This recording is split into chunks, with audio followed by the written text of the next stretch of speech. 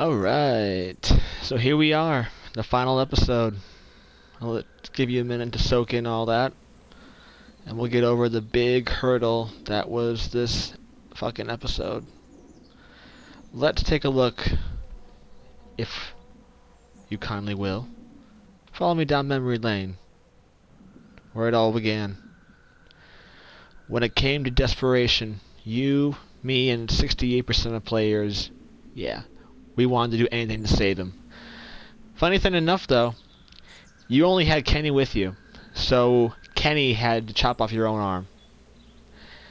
I had Krista, Omi, and Kenny with me, and since I had them with me, when I decided to cut off my arm, a little dialogue happened between Krista and Kenny said to Krista, "It was easier when I thought he was out." And he looked at her and was like, "I can't do this to him. I can't hurt him." And she was like, "Ugh, fine." So Krista cut off my arm. And, yeah. So, that's pretty fucked up. Pretty damn fucked up.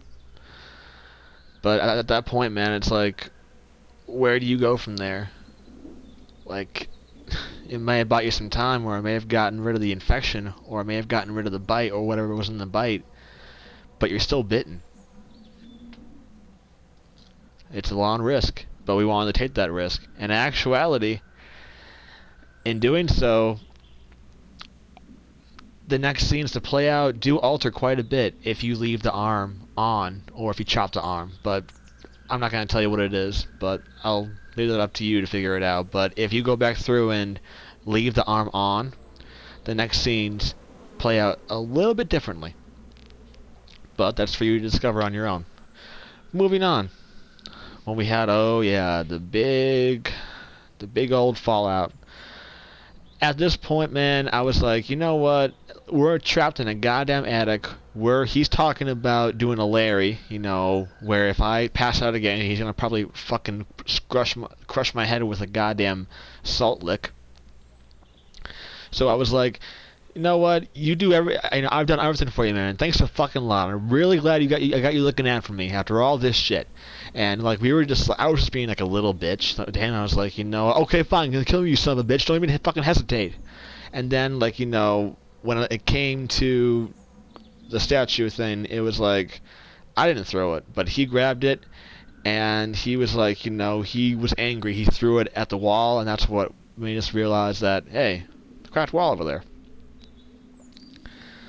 So, I'm not sure how you can't lose your temper with Kenny during that scene, because it's kind of hard to do that, but it doesn't really matter at that point, man, because of what happened.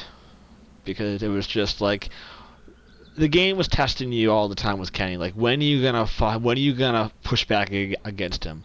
Episode 5, I pushed back a lot, because I was like, you know, on borrowed time. He was acting like, you know, kind of like a jackass. I didn't have time for his shit right at that point. Clementine was out there somewhere. I didn't know if cutting my arm off had worked. So it's all on the stream though if you want to watch it. And then here is, so again, I know I'm kind of breezing over the first two, but it's like we did the same thing, so not really much to say about that. But this is where we deviated quite a bit. You surrendered all your weapons. I kept my shit. I was like, I got nothing. I lost my shit during a walking through the herd, and he was like, I don't believe you. He was like, you want to search me? Go right ahead. And he was like, I'm not touching you. Just sit down. So I had my radio and I had my hatchet on me when he was talking to me. So when it came to being disarmed, I kept my shit on me. I was like, oh, there's no way in hell I'm gonna drop my weapons to you. I know exactly who you are, which that was also quite a shocking revelation to know that, holy fuck, that's the guy who we took food from the station wagon. That was the guy who had all that food and medical supplies, and because we stole from them, they got killed. Well, they didn't get killed because of us. They just didn't have anything.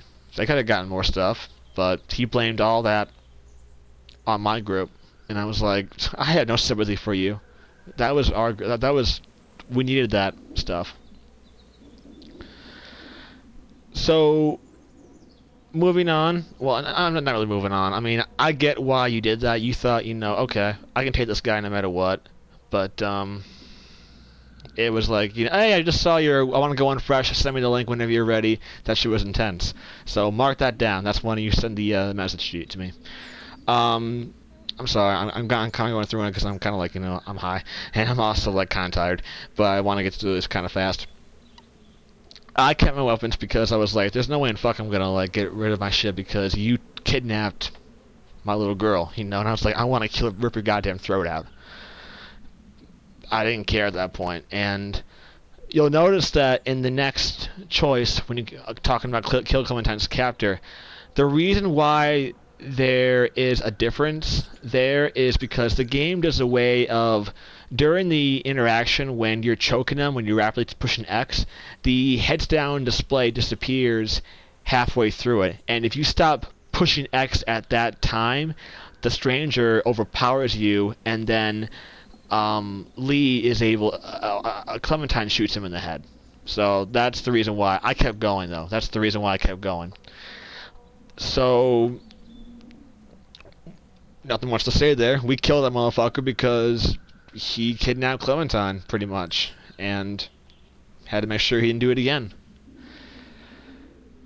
And then when it came to goodbyes, yeah, at least in this version, the definitive version, 95% of players made sure Lee didn't turn, because there's no way in hell pretty much everyone who played this version of the game made sure Lee didn't turn. Because I was thinking all the while, holy God, holy shit, what if I come back as a walker and I kill her? I was like, please don't let that happen. Like, maybe she's like, laying there for a while, and then all of a sudden I turn, and then I oh, it was just bad, man. It was just really bad. But yeah, that's episode 5. So when it came down to it, we only did one major difference. I kept my weapons. You surrendered your weapons. Didn't really matter, though, because the animation still played out, but mine was a little different. He still kicked away the hatchet, and I had to use the, my hand to strangle him. So yeah, that's pretty much episode 5. And I sent you already the stat pages of episode 5 with my character interactions. I guess I could go through those, but I mean, I already sent them to you, so you can just look at them and then compare them to you. So I'm going to move on to 400 days here in a bit. I'm not sure how long this was, but I'll find out here in a few minutes. So anyway, that's episode 5. Out of the 5 umbrella choices, we did 4 the same and 1 difference. This time, the third choice was the major kicker. Everything else was the same. Alright, Devon. I'm going to move on to 400 days here in a few minutes. Peace!